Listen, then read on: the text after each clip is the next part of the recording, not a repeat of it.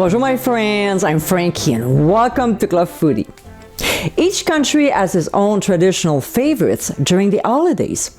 In Germany, there's one that is considered the most precious Christmas pastry in the world, and it is Christmas Stollen. It's a bread with dried and candied fruit, rum, nuts, and spices, and covered with either powder or icing sugar.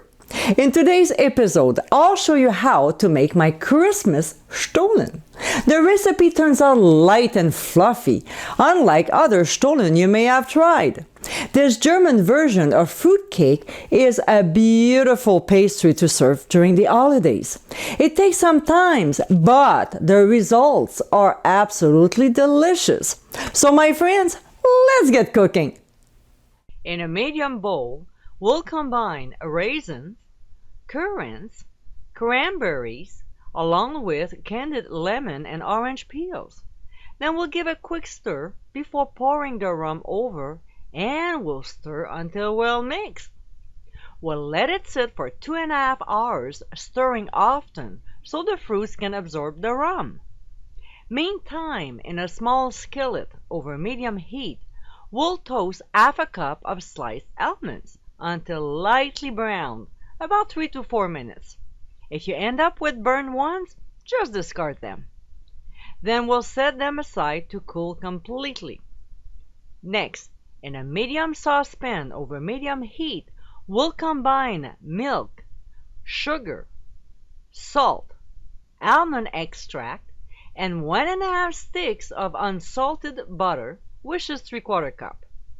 We'll stir the ingredients until the sugar is completely dissolved and everything else is very well blended. Then we'll remove from the heat and let it cool until the milk mixture reaches 100 degrees Fahrenheit. Not cooler or hotter, okay? Now, in a bowl of a stand mixer, we'll combine yeast, water, and honey. We'll quickly stir it and let it sit for 15 to 20 minutes or until it gets very, but I mean very foamy. We'll dump in 4.5 cups of flour, not more than that, and with the dough hook attachment on, we'll process on speed 2 for 2 minutes. While it's mixing, we'll add pure vanilla extract to our beaten eggs and blend again until combined. After the 2 minutes is up, we'll add the egg mixture to the flour and process for 3 minutes on speed 2, pausing and scraping the sides of the bowl often. To this, we'll add 1/3 of the milk mixture and process for 1 minute. We'll repeat 2 more times until it all used up, scraping the sides of the bowl after each addition. When it's done, we'll add a tablespoon of flour at a time until the dough is smooth and elastic. See, you want something that looks like this, very malleable, easy to work with. Next, we'll transfer the dough into a large buttered bowl and we'll roll the dough around so it's lightly coated with butter. We'll cover with a towel and transfer to a warm, draft-free spot, which the oven is a good place for it. Of course, the oven is off. And we'll let it rise for 1.5 hours. So when the first rise is done, we'll take it out from the oven, then punch the dough and gently pull it from the sides of the bowl. We'll add the fruit mixture and any liquid left in the bowl. Come on, you don't want to waste it. And we'll also add our toasted almonds. Then we'll combine everything together until evenly distributed. I find using my clean hands is the best way of doing it. All the ingredients get mixed more uniformly that way. We'll transfer the dough to a lightly floured work surface and we'll form a ball with it. Next, we'll divide the dough in 2 equal-sized portions, or if you want smaller Stollen, divide it by 4. We'll take one dough at a time and we'll shape it into a rectangle. We want about 5 by 11 inches.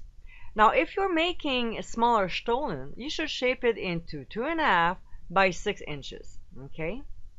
Alright, so now that our dough is formed, we'll place them on a separate small baking sheet lined with a silicone mat.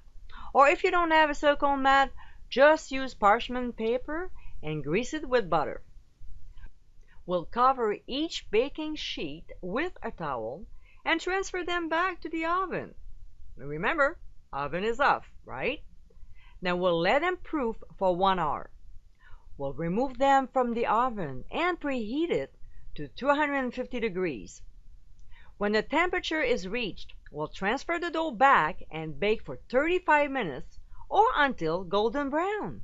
We'll remove them from the heat and let the dough cool for 20 minutes. Now, I like to have different icing for each of them. So here's the first one, which is the most traditional icing for Stollen. First, we'll brush the Stollen very generously with melted butter, trying to cover the entire surface. Don't be shy. Next, we'll place a piece of wax paper under a wire rack so it catches any excess icing sugar and icing. And also, this makes it easier to clean, okay?